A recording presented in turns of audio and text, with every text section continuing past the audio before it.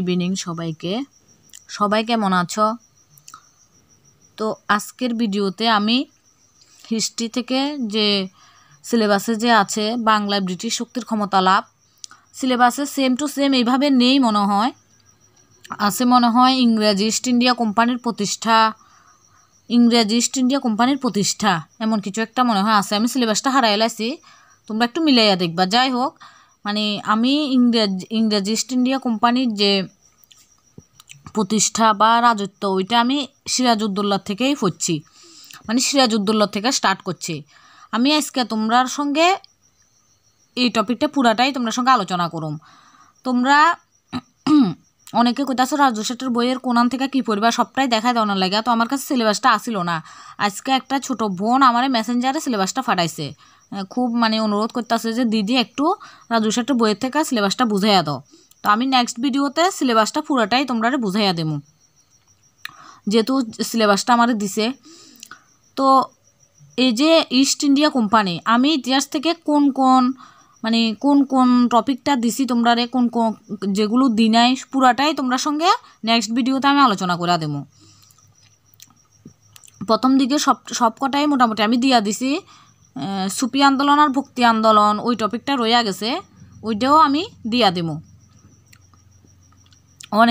অনেকেই রাজু শেঠের বইয়ে যে ইংরেজি ইস্ট ইন্ডিয়া কোম্পানির ক্ষমতা লাভ বা ইংরেজি ইস্ট ইন্ডিয়া প্রতিষ্ঠা এটা কোনান থেকে পড়বা, আমি জানি এটা পাইতাছ না তোকাইয়া, এটা এখান থেকেই পড়বা, এখান থেকে স্টার্ট করবা। সিরাজউদ্দৌলার থেকে একদম শুরু করে আমি খুব সুন্দর করে বইয়ের ভিতরে দাগাইছি। পুরাটাই আমি PDF তোমরা ডেসক্রিপশানে দিয়া দিছি, তোমরা ডাউনলোড করে লইও। আর এরপর আমি কিছু কোশ্চেন তোমরা সঙ্গে আলোচনা করুম, প্রায় 50টার মতো কোশ্চেন এই পুরাটার থেকে হইব। এখান থেকে শুরু করে 1765 খ্রিস্টাব্দে কোম্পানির বাংলা দেওয়ানি লাভ এতটুক পর্যন্ত পুরাপুরি বা এটা মানে শুধু ইংরেজি ইস্ট ইন্ডিয়া কোম্পানির ক্ষমতা লাভটা। এখানে পলাশির যুদ্ধ আছে, বক্সারের যুদ্ধ আছে, দ্বৈত শাসন ব্যবস্থা আছে, আলীনগরের সন্ধি আছে, এরপরে অন্ধকূপ হত্যা পুরাটাই আছে। যাই হোক, পুরাটা ডিসকাস করলেই তোমরা পুরা টপিকটা বুঝবা, শুধু এটি পড়লে হইতো না। এরপর 1857 সালে যে মহাবিদ্রোহ আছে, এই মহাবিদ্রোহটাও ভালো করে পড়ন লাগবো। ওইখান থেকে সচরাচর কোশ্চেন বেশি আয় না, আইব কিন্তু একটাই কোশ্চেন, আবার কোনো সময় মানে আইতো না কোশ্চেন, কিন্তু আইতো না কইলে তো হইতো না, আমরা তো পড়ন লাগবো, কোনো টপিকই আমরা বাদ দিতাম না।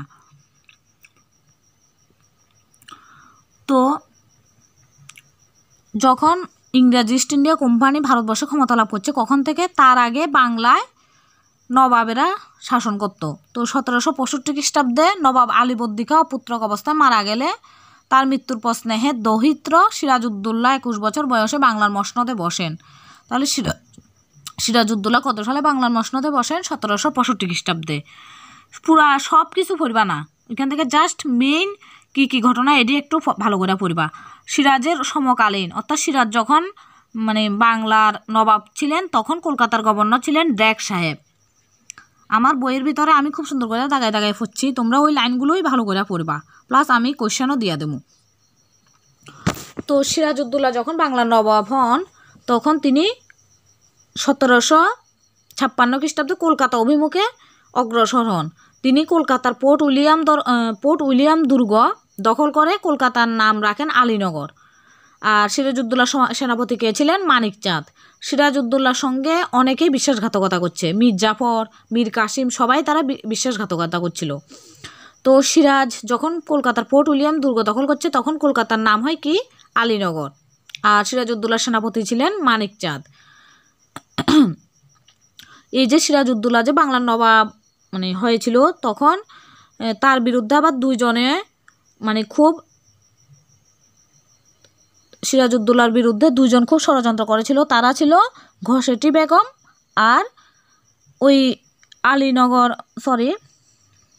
আমি নামটা ভুলে গেছি, আলীবর্দী খাঁর মানে মেজ মেয়ের ছেলে শৌকত জঙ্গ আর ঘসেটি বেগম, তারা দুজনে সিরাজউদ্দৌলার বিরুদ্ধে ষড়যন্ত্র করেছিল। আর তাদের এই ষড়যন্ত্রে কে যোগ দিয়েছিল? তাদের এই ষড়যন্ত্রে মীর জাফরও যোগ দিয়েছিল, সাথে ইংরেজরাও যুক্ত হয়েছিল। সবাই সিরাজউদ্দৌলার সঙ্গে ষড়যন্ত্র করেছিল। তো এই যে অন্ধকূপ হত্যা, এই হত্যাকাণ্ডটা খুব ভালো করে পড়বা।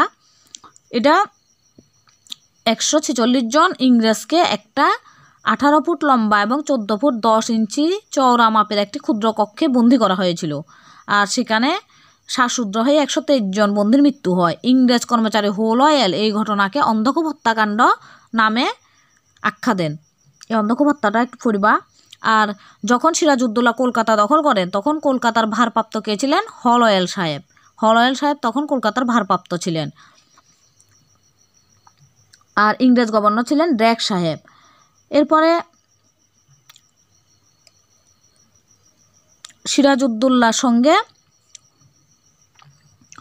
ইংরেজদের পক্ষে রবার্ট ক্লাইভের সঙ্গে আলীনগরে সন্ধি স্বাক্ষর করে। যখন সেনাপতি সিরাজউদ্দৌলা সেনাপতি ছিল তো মানিক চাঁদ, এই মানিক চাঁদের বিশ্বাসঘাতকতায় সিরাজউদ্দৌলা সিরাজউদ্দৌলার যে কলকাতার হুগলি বন্দর এটা ইংরেজরা বিনা যুদ্ধে দখল করেন। তো সেজন্য সিরাজউদ্দৌলা ইংরেজদের সঙ্গে একটা আলীনগরের সন্ধি স্বাক্ষর করেন। ইংরেজদের পক্ষ থেকে কে এই সন্ধি স্বাক্ষর করেন? Robert Clive. কত সালে আলীনগরের সন্ধি স্বাক্ষরিত হয়? 1757 খ্রিস্টাব্দের 9 ফেব্রুয়ারি। এই সন্ধির কি সত্য আছিল? যে ইংরেজরা বাংলায় বিনা শুল্কে বাণিজ্য, দুর্গ নির্মাণ, নিজ নামাঙ্কিত মুদ্রা প্রচলন অধিকার প্রাপ্ত করেন। আর তখনই ইংরেজরা আমাদের ভারতবর্ষ দখলের একটা সুযোগ পায় এই সন্ধির ফলে। তো এরপর পলাশীর যুদ্ধ। দেখো পলাশীর যুদ্ধটা কিন্তু আমরা সিলেবাসে আছে। পলাশীর যুদ্ধ কত সালে হয়েছিল? 1757 খ্রিস্টাব্দের 23 জুন। কোথায় হয়েছিল? ভাগীরথী নদীর তীরে পলাশীর আম্রকাননের প্রান্তরে। কার মধ্যে? বাংলার নবাব সিরাজউদ্দৌলা আর ইংরেজদের পক্ষে রবার্ট ক্লাইভের মধ্যে। এখানে খুব সুন্দর করে আছে ইংরেজদের শক্তিকে, এটি জাস্ট একটু চোখ বুলাই লইবা। আর সিরাজের বিশ্বস্ত সেনাপতি ছিল মীর মদন আর মোহনলাল। আর সিরাজের বিশ্বাসঘাতক সেনাপতি ছিল মীর জাফর, রায়দুর্লভ, ইয়ার লতিফ প্রমুখ সেনাপতিগণ। এই পলাশীর যুদ্ধের ফলে সিরাজউদ্দৌলা মোহাম্মদী বেগমের হাতে সিরাজউদ্দৌলার মৃত্যু হয় মীর জাফরের পুত্র মিরনের চক্রান্তে। এরপরে পলাশীর যুদ্ধ। ডক্টর রমেশচন্দ্র মজুমদার পলাশীর যুদ্ধে ভারতের পলাশীদের ভাগ্য নির্ধারণ করেন। এরপরে যদুনাথ বিভিন্ন ঐতিহাসিকদের যে মতবাদ, ওই মতবাদগুলোর কয়েকটা লাইন জাস্ট আমি দাগ দিয়ে রাখছি, যেটি আমার কাছে ইম্পর্টেন্ট লাগছে, ওই লাইনটা একটু পড়বা। এরপরে প্রথমে সিরাজউদ্দৌলার পরে বাংলার নবাব কে হন? মীর জাফর। আর যখন পলাশীর যুদ্ধ হয়েছিল তখন বাংলার নবাব কে ছিল? সিরাজউদ্দৌলা। আর ইংরেজদের পক্ষ থেকে ইংরেজ সেনাপতি কে ছিল? Robert Clive. এটি খুব ভালো করে পড়বা। এরপরে সিরাজউদ্দৌলার পরে মীর জাফর বাংলার মসনদে বসেন। আর মীর জাফর যখন বাংলা সিংহাসনে বসেন তখন কলকাতার গভর্নর ছিলেন ভ্যানসিটার্ট। আর যখন সিরাজউদ্দৌলা বসেন তখন ছিল ড্রেক সাহেব। এরপরে মীর জাফরের পরে মীর কাসিম বাংলা সিংহাসনে বসেন। এরপরে মীর কাসিম বেশি দিন করে নাই, 1760 থেকে 1763 খ্রিস্টাব্দ পর্যন্ত মীর কাসিম রাজত্ব করছে। এরপরে মীর কাসিমের পরে আবার কি হয়েছিল? বক্সারের যুদ্ধ। যেহেতু মীর কাসিম 1760 থেকে 1763 খ্রিস্টাব্দ পর্যন্ত রাজত্ব করছে, কিন্তু বক্সারের যুদ্ধ হয়েছে কত সালে? 1764 খ্রিস্টাব্দে। তো যখন বক্সারের যুদ্ধ হয়েছিল তখন বাংলার নবাব কে ছিল? আবার মীর জাফর। প্রথমত সিরাজউদ্দৌলার পরে মীর জাফরের পরে মীর কাসিম, আবার মীর কাসিমের পরে আবার মীর জাফর কিন্তু সিংহাসনে বসছিল। আর তখনই বক্সারের যুদ্ধ হয়েছিল। বক্সারের যুদ্ধ 1764 খ্রিস্টাব্দে 22 অক্টোবর বক্সারের প্রান্তরে কার মধ্যে হয়েছিল? পরাজিত মীর কাসিম, অযোধ্যার নবাব সুজাউদ্দৌলা, দিল্লির মুঘল সম্রাট দ্বিতীয় শাহ আলমের সম্মিলিত ত্রিশক্তি জোটের সঙ্গে ইংরেজ সেনাপতি মেজর হেক্টর মুনরোর নেতৃত্বাধীন ইংরেজ বাহিনীর মধ্যে। খুব ভালো করে হরিবা। বক্সারের যুদ্ধ কাদের মধ্যে হয়েছিল? মীর কাসিম, অযোধ্যার নবাব সুজাউদ্দৌলা, দিল্লির মুঘল সম্রাট দ্বিতীয় শাহ আলমের ত্রিশক্তি জোটের সঙ্গে ইংরেজ সেনাপতি মেজর হেক্টর মুনরোর নেতৃত্বাধীন ইংরেজ বাহিনীর মধ্যে বক্সারের যুদ্ধ 1764 খ্রিস্টাব্দে হয়েছিল। এরপরে বক্সারের যুদ্ধে মীর কাসিম আত্মগোপন করে, সুজাউদ্দৌলা রোহিলাখণ্ডে পলায়ন করে দ্বিতীয় শাহ আলম ইংরেজদের পক্ষে যোগ দেন। অর্থাৎ বক্সারের যুদ্ধে কিন্তু ইংরেজরাই জয়ী হয়েছিল। তো ওই দেখো বক্সারের যুদ্ধের সময় মীর জাফর আসছিল বাংলার নবাব, আর বাংলার গভর্নর ছিলেন ভ্যানসিটার্ট।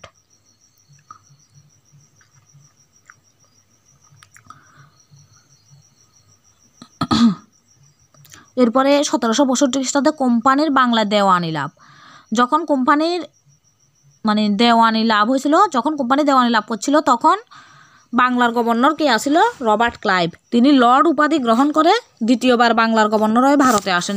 যেমন কোয়েশ্চেনটা এইভাবে হইতে পারে যে কোম্পানি ইস্ট ইন্ডিয়া কোম্পানি যখন বাংলা দেওয়ানি লাভ করেছিল তখন বাংলার গভর্নর কে ছিলেন? Robert Clive. তিনি লর্ড উপাধি করে আবার দ্বিতীয়বার বাংলার গভর্নর হয়ে আসেন।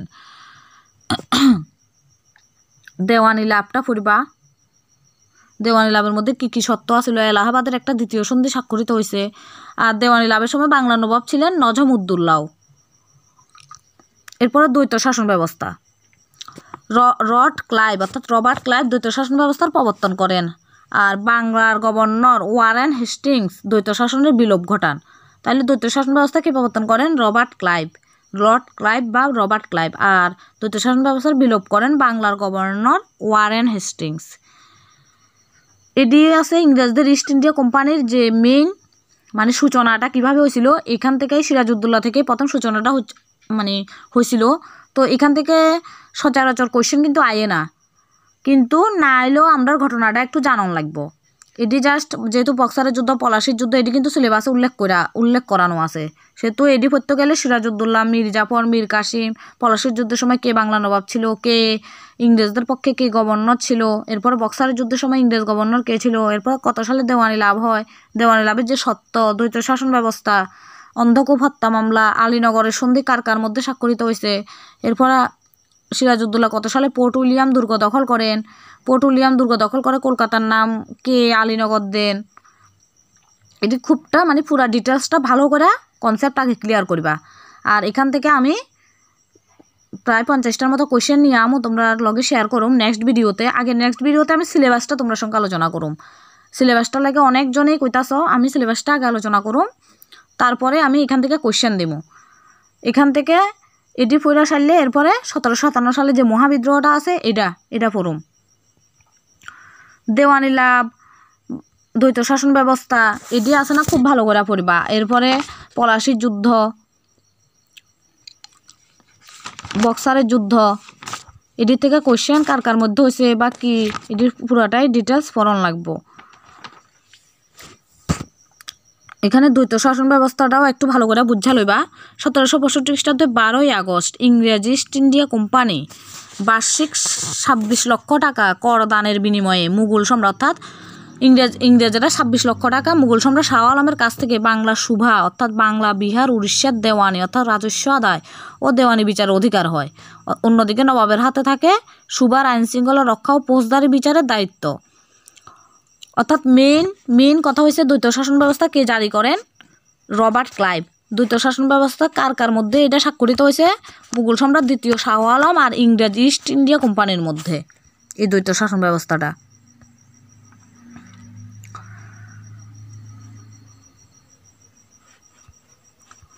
আর বক্সারের যুদ্ধের সময় বাংলার নবাব ছিল মীর জাফর আর বাংলার গভর্নর ছিলেন ভ্যানসিটার্ট। আর যখন দেওয়ানি লাভ হয় তখন ছিল গভর্নর জেনারেল রবার্ট ক্লাইভ। তো ঠিক আছে, পুরা ডিটেলসটা তোমরা সঙ্গে আলোচনা করছি। জানি না তোমরা কতটুকু কনসেপ্টটা ক্লিয়ার হয়েছে। যখন পুরা বইয়ের থেকে ডিটেলসটা পড়বা তখন আশা করি তোমরা কনসেপ্টটা ক্লিয়ার হয়ে যাব। এবার কনসেপ্টটা ক্লিয়ার করলে প্রশ্নটি শিখন একদমই তোমার কাছে ইজি হইব। ঠিক আছে, আমি ডেসক্রিপশানে এই 3-4টা বইয়ের পেজের PDF দিয়ে দিতাছি, তোমরা ডাউনলোড করে লইবা। ওকে, সবাই ভালো থাকবা। ও আরেকটা কথা, একজনে আমার কমেন্ট করছে যে দিদির সিলেবাস চেঞ্জ হইব কিনা। সিলেবাস চেঞ্জ হইলে অন্তত 3 মাস আগে তোমরা নোটিশ দিয়া দিব। আশা করি এবছর সিলেবাস চেঞ্জ হইতো না। সিলেবাস চেঞ্জ হইলে মার্চ এপ্রিলের মধ্যে তোমরা জানি না যাবে। আর সিলেবাস চেঞ্জ হইলেও তোমরা ভাবিও না যে সব কিছু বাদ দিয়া দিব। আগের সব কিছুই থাকবো, শুধু হয়তো বা কয়েকটা টপিক বাদ দিয়ে নতুন কয়েকটা অ্যাড করব, এতটুকুই হইব। কারণ সিলেবাস একদম পুরা যত আছে টেটের সিলেবাস পুরাটা তো আর চেঞ্জ করতে পারতো না, সবটাই থাকবো। কয়েকটা 4-5টার মতো চেঞ্জ করে নতুন কিছু অ্যাড করব, তারা এতটুকুই হইব। তো সিলেবাস চেঞ্জ করব, পরীক্ষার নোটিশ দিব, এই আশা করে বইয়া থাকলে তো হইতো না। একটা কথা মনে রাখবা, পড়া কোনো সময় লস হইতো না। তোমরা যত পড়বা তত নতুন কিছু তোমরা শিখবা। এই যে ধরো না আজকের যে টপিকটা, এটা ধরো সিলেবাসে বাদ দিয়া দিছে, এটা পড়লে কি তোমরা লস হইব? লস হইতো না, যেহেতু হিস্ট্রি তোমরা সিলেবাসে আছে, এটা পড়লে তোমরা মানে কোনো না কোনোভাবে তোমরা কাজে লাগবো। আমি যখন STGT পরীক্ষা দিছিলাম তখন আমি হিস্ট্রি STGTর লগে কিন্তু টেট 2 এর অনেক ডিফারেন্স। STGT পড়তে হলে পুরা ডিটেলস পড়তে হইব, এই জন্যই রাজু শেঠের বইটা পড়া। টেটের লাগে রাজু শেঠের বইয়ে বেশি আছে, মানে যেটি নাই পরীক্ষার মধ্যে এডিও আছে, কিন্তু STGTর লাগে এডি পড়লে মানে এনাফ। তো আমি যখন STGT পরীক্ষা লাগে প্রিপারেশান নিয়েছিলাম তখন মানে হিস্ট্রি সব পড়ছিলাম। তো আমার টেটের সময় আসে না, বেশি পরিশ্রম করতে হয়েছে না, যেহেতু STGTর সময় আমি পড়া লাইছি, টেটের সময় আমার কাছে খুব ইজি লাগছে হিস্ট্রি। তাই কইতাছি কোনো পড়া যদি পড়ো এটি লস যাইতো না, তোমরা অক্ষণ যে সিলেবাসটা আছে এইভাবে পড়তে থাকো। যদি সিলেবাস চেঞ্জ হয় পরীক্ষার অন্তত 3-4 মাস আগে তোমার কাছে নোটিশ আয়া পড়ব। আমার মনে হইতাছে এবছর সিলেবাস চেঞ্জ হতো না, তবু আমি তো শিওর না, এটা তো মানে সবটাই TRBটির উপর নির্ভর করব। ঠিক আছে, এতটুকুই কথা। নেক্সট ভিডিওতে আমি সিলেবাসটা একদম অবশ্যই তোমার সঙ্গে আলোচনা করব। থ্যাংক ইউ সবাইকে।